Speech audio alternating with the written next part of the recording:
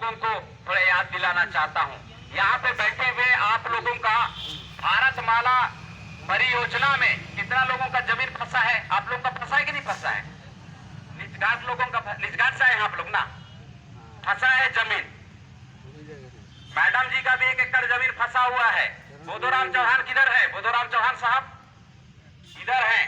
ये बुजुर्ग आदमी को देखिए गौर से, इनका जमीन को विकास के नाम पे आज से 48 साल पहले, कितना साल पहले साहब? 73-74 ईस्वी का भी 2023 के साथ में आंकड़ा निकालो, क्या साल होगा? मेरा गणित बहुत कमजोर है। 48 से 50 साल हमारे सुनील साहब बता रहे। इसका जमीन फंसा हुआ है, मुआवजा मिला? बैठे साहब, ये हमारे बोधोराम चौहान जी हैं। इनका जमीन विकास के नाम पे सरकार के द्वारा लिया गया है। मुआवजा का राशि 48 साल तक नहीं मिला हुआ है। और बोधोराम चौहान जी का उम्र को देखिए आप लोग। लोकतंत्र में जो सरकार का डेफिनेशन बताया गया है उसको समझो। लोकतंत्र में क्या बोला है? जनता का, जनता के लिए और जनता के द्वारा शासन चलाया जाएगा। तो जनता का जमीन को लूटने का काम क्यों किया जा रहा है? जनता का जमीन अगर विकास के लिए इस्तेमाल किया जा रहा है तो मुआवजा क्यों नहीं दिया जा रहा है? समझ में आ रहा है कि नहीं आ रहा आप लोगों को? गर्मी नहीं लगेगा, उसको भी पता है। बहुत अच्छे लोग आए हुए हैं, छाता वाता हटाइए। तो मैं आपको यह बताना चाह रहा हूं, 1992 में जो विदेशी ब्राह्मणों की कांग्रेस सरकार निजीकरण नाम का एक कानून लाया, विकास के नाम से भारतमाला परियोजना के तहत आपका जमीन लूटने का काम चल रहा है। साहब ध्यान से सुनो मेरी बात को, अगर चूक जाओगे तो बहुत परेशानी में फंस जाओगे। फिर बोलोगे कि हमको तो पता ही नहीं था। हम बता रहे हैं, कई सालों से बता रहे हैं, 2015 से लगातार बता रहे हैं। गंभीरता से सुनिए। वो जमीन निजीकरण के कानून के आड़ में विकास के नाम पे आपका जमीन छीना जाएगा। उसके बाद में अडानी को और अंबानी को बेच दिया जाएगा। तो ऐसा इनको प्रेरणा कहां से मिलता है? मैं अंतिम बात बताऊंगा, उसके बाद में फिर मैं खत्म करूंगा। क्या समय हो गया सर? लंबा नहीं खींचूंगा मैं, आप लोगों को बात समझ में आना चाहिए वहीं तक। 1:25 हो रहा है ना, मैं चलो 1:30 बजे तक बातों को रखता हूं मैं। तो ये जो अडानी के लिए जो जमीन बेचने का जो काम चल रहा है, अडानी के लिए, अंबानी के लिए जमीन बेचने का काम चल रहा है, ये क्यों चल रहा है? इसके पीछे का क्या है मामला? इनको सरकार को ऐसा योजना कहां से आता है? मणिपुर में हमारी बहनों के ऊपर में बलात्कार होता है, उनको गोली मारा जा रहा है। ये मामला उनको कहां से समझ में आता है?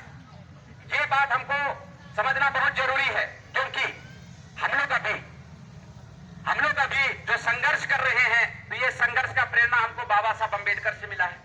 ये जो संघर्ष हमको हमारे बिरसा मुंडा साहब के द्वारा मिला हुआ है, ये जो संघर्ष हमको हमारे पुरखों से मिला हुआ है कि हमारे पुरखे लोग लड़ाई लड़ते थे, हम उन पुरखों के लड़ाई लड़ने की वजह से हम लोग आज इतना लड़ाकू हुए हैं। तो ये प्रेरणा कहीं ना कहीं से मिलता है। तो साथियों, ये जो 2025 में आरएसएस संगठन का स्थापना हुआ, तो उसके जो सरसंघ चालक हैं, ये वो सरसंघ चालक का नाम था सदाशिवराव क्या नाम था? सदाशिवराव गोलवलकर। उन्होंने अपने किताब बंच ऑफ थॉट में लिखे हैं, बंच ऑफ थॉट नाम की किताब है, उसमें लिखे हैं, क्या लिखे हैं? जहां पे मूल निवासी समाज के लोग निवास करता है, वहां पे सबसे पहले दारू बेचो, दारू बिक्री केंद्र बनाओ, जहां पे हमारे लोग निवास करते हैं। तो ये बाकी नाला में बिक रहा है कि नहीं बिक रहा है दारू? हम लोग जिस जिला में बहुत संख्या में निवास करते हैं, सरकार खुद दारू बेच रहा है। अब हमारे लोग मतवार सिरजेंगे नहीं कि नहीं सिरजेंगे? गुनाह किसका है? हम लोग का भी है। हम लोग चुने, उनका भी है। हम लोग चुने, उन लोग नहीं बेचते तो भी बात बनता। हम लोग चुने, उन लोग बेच रहे तो गुनाह दोनों का हो गया। तो उसमें बंच ऑफ थॉट किताब में लिखा हुआ है, ध्यान पूर्वक सुनिएगा, कि जो जहां पे भी एसटी एससी ओबीसी के लोग निवास करते हैं, सबसे पहले दारू बिक्री केंद्र बनाया जाए। और उसी वजह से हर जगह पे कांसाबेल में भी दारू बिकता है, पुरी में भी दारू बिकता है, जसपुर में बिकता है और पूरे छत्तीसगढ़ में बिकता है। और आप लोगों का दिल में उसके प्रति सकारात्मक रवैया भरने के लिए क्या बोला जाता है कि दारू से टैक्स पैसा आता है और टैक्स से लोगों को तनख्वाह मिलता है। आप लोग शांत हो जाते हैं। पेट्रोल भरवाने से भी तो टैक्स आता है, कपड़ा खरीदने से भी तो टैक्स आता है, जूस पीने से भी तो टैक्स आता है, मुर्गा खाने से भी तो टैक्स आता है, मछली खाने से भी तो टैक्स आता है। सिर्फ दारू में बेचने से टैक्स आता है क्या? तो दारू बिक्री के लिए विरोध होना चाहिए कि नहीं होना चाहिए? मैं बोल रहा हूं, आने वाले समय पे देख लो, मुख्यमंत्री का प्रबल दावेदार हूं। अगर आप लोग चाहोगे तो, मजाक वाली बात है, गंभीरता से मत लेना। अगर आप लोग उधर ऐसा करोगे, अपने बीच से अगर कोई बनाओगे, हमारा संगठन का दबाव रहेगा। शपथ लेने के दूसरे सेकंड में छत्तीसगढ़ में दारू बंद हो जाएगा। आप लोगों की हजारों साल की परेशानी 2 सेकंड में खत्म हो जाएगा। थोड़ा सा ध्यान कीजिएगा। इसका मतलब ऐसा नहीं कि मेरे को चुनने बोल रहा हूं, ऐसा नहीं है। अपने लोगों को चुनो, ठीक है ना? अपने लोग कौन है? जो ब्राह्मणों के संगठन में नहीं है, वे लोग अपने हैं। अपने लोग कौन ज्यादा ताकतवर है? जिनका राष्ट्रीय स्तर पे बड़ा संगठन है। दारू से मुक्ति चाहिए, दारू से मुक्ति चाहिए, अपने लोगों को चुनना पड़ेगा। ध्यान रखिएगा। तो ये पंच ऑफ थ्रोट किताब में लिखा हुआ है। दूसरा लिखा हुआ है कि मूल निवासी महिलाओं को वैश्य बनाओ, किताब में लिखा है। सदाशिवराव गोलवलकर कौन था? विदेशी ब्राह्मण था, जो किताब लिख के गया है। अपने किताब में लिखा है मूल निवासी महिलाओं को वैश्य बनाओ, ऐसा लिखा है।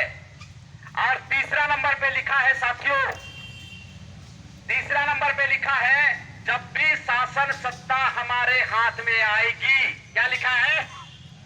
जब भी शासन सत्ता हमारे हाथ में आएगी, पूरे देश का दौलत को इकट्ठा करके, पूरे देश की दौलत को इकट्ठा करके अपने 1-2 विश्वसनीय मित्रों को दे देना है। अडानी अंबानी को दे रहे हैं कि नहीं दे रहे हैं? मामला क्लियर हो गया। बीमारी का जड़ किधर है? हर प्रसाद का जड़, हर प्रसाद का जड़ कौन है? हर प्रसाद का जड़ कौन है? मोदी। हर प्रसाद का जड़ कौन है? हम मूल निवासी अब क्या करेंगे? हम मूल निवासी अब हमारे समाज को जागृत करेंगे। 2019 में, पूरा बातों को सुनिएगा, 2019 में 11 करोड़ वोट से सेंट्रल की सरकार बनी थी।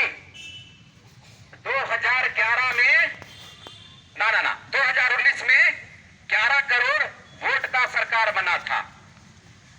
वामन मेश्राम साहब बोल रहे हैं कि 15 करोड़ लोगों को जागृत करो। जागृत करने के लिए तैयार हैं? आप लोग तैयार हैं? 5 करोड़ बोनस में कर दो, 20 करोड़ लोगों को जागृत